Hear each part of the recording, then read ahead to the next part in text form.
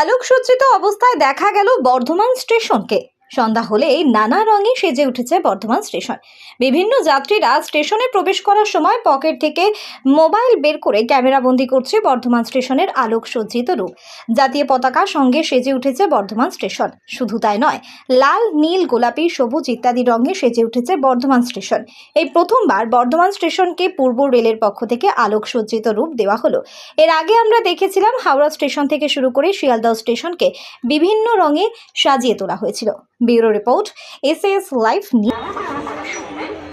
সংখ্যা 36856 down Bardhaman Howrah local ভায়া পর্যায়ে রাত 8টা বেজে 20 মিনিটে 3 নম্বর প্ল্যাটফর্ম থেকে সঠিক সময় ছাড়বে।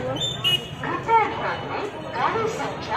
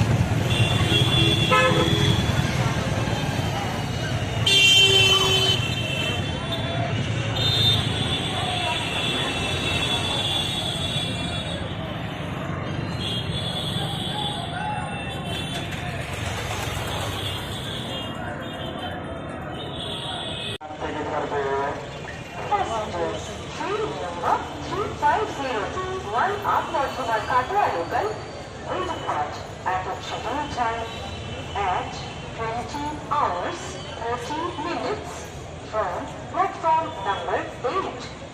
অনুগ্রহ করে শুনবেন গাড়ির সংখ্যা 03551 আপ বর্ধমান আসানসোল স্টেশন রাত 8টা বেজে 30 মিনিটে 7 নম্বর প্ল্যাটফর্ম